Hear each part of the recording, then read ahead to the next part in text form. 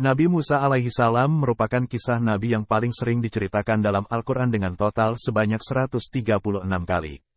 Salah satu mukjizat terkenal Nabi Musa yakni tongkat ajaibnya yang bisa berubah menjadi ular, serta dapat membelah lautan. Tidak hanya itu, Allah mengutus Nabi Musa untuk melawan Raja Fir'aun yang berkuasa saat itu karena telah berbuat sewenang-wenang terhadap rakyatnya. Nabi Musa sendiri merupakan salah satu ulul azmi yang dikaruniai kitab suci Taurat. Dari kisah Nabi Musa singkat dapat diketahui bahwa ia memiliki sifat sabar dan keteguhan hati. Penasaran dengan kisah hidup selengkapnya dari Nabi Musa?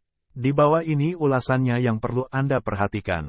Suatu ketika, Raja Fir'aun bermimpi melihat api membara dari Baitul Maqdis yang menghanguskan seluruh wilayah Mesir. Dari situlah, banyak tukang sihir dan ahli nujum yang berpendapat bahwa akan lahir anak laki-laki dari Bani Israel yang akan menghancurkan Mesir. Karena ketakutannya, Fir'aun pun memerintahkan agar membunuh para anak laki-laki yang lahir dari kalangan Bani Israel. Mendengar kabar tersebut, tentu ibu Musa merasa ketakutan dan akhirnya memilih melahirkan Musa di gua agar tidak bisa ditemukan oleh prajurit. Kemudian, Allah memerintahkan kepada Yukaibid, ibu Musa, untuk meletakkannya di dalam peti dan menghanyutkan ke sungai tatkala kedatangan pasukan Fir'aun. Nabi Musa bertemu kembali ibunya. Setelah dilarungkan di sungai Nil, Yukaibid memerintahkan kakak Musa untuk mengikuti kemana perginya peti tersebut. Pada saat itulah keajaiban muncul karena peti Nabi Musa ditemukan oleh istri Fir'aun bernama Asiyah. Fir'aun memang raja yang kejam, tapi ia sangat sayang terhadap istrinya sehingga ia pun menuruti keinginan Asiyah merawat bayi Musa.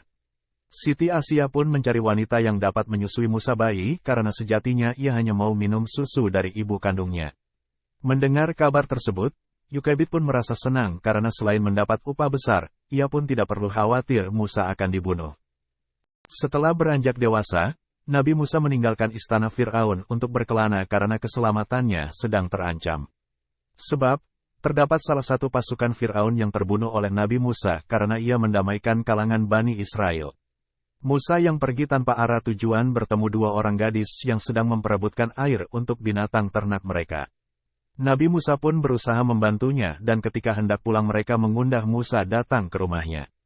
Kisah Nabi Musa singkat pun bertemu dengan Nabi Syuaib dan ia menceritakan segala permasalahannya ketika di Mesir.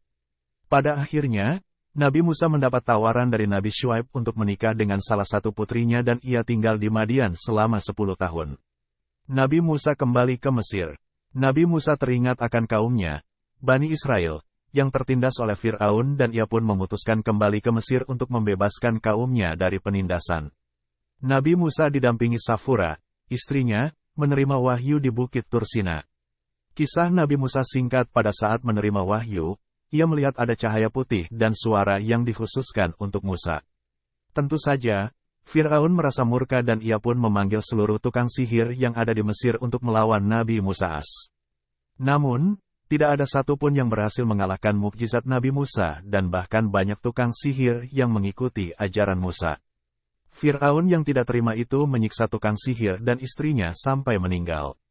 Nabi Musa juga meminta kepada Allah untuk mengangkat Harun, saudara sepupunya, sebagai rasul karena ia lebih lancar berbicara ketimbang Musa. Setibanya di Mesir, Nabi Musa mengajak Fir'aun untuk kembali ke jalan benar sambil menunjukkan mukjizat yang diterima dari Allah. Tentu saja, Fir'aun merasa murka dan ia pun memanggil seluruh tukang sihir yang ada di Mesir untuk melawan Nabi Musa. Namun, tidak ada satupun yang berhasil mengalahkan mukjizat Nabi Musa dan bahkan banyak tukang sihir yang mengikuti ajaran Musa. Fir'aun yang tidak terima itu menyiksa tukang sihir dan istrinya sampai meninggal. Fir'aun tenggelam di Laut Merah. Kisah Nabi Musa singkat yang ditentang keras oleh Fir'aun membuat Musa memutuskan untuk berpindah tempat bersama pengikutnya. Namun, ternyata ia telah dikejar pasukan Fir'aun yang jumlahnya sekitar 1 juta orang, sementara pengikut Musa hanya 600 ribuan orang.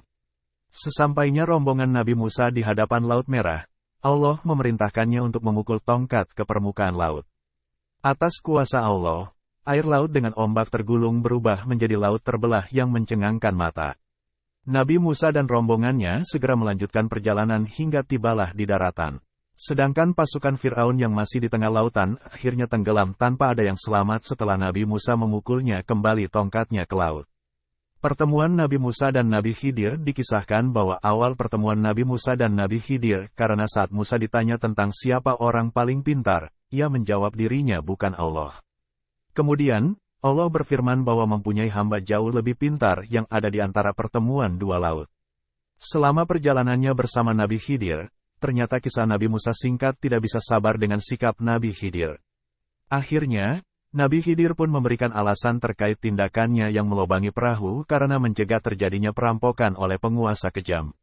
Adapun Nabi Khidir yang membunuh anak kecil karena takut ketika dewasa akan menjerumuskan orang tuanya ke jalan menyimpang. Nabi Khidir yang ditolak kedatangannya oleh penduduk desa berusaha mendirikan tembok hendak roboh untuk melindungi anak yatim di dalamnya.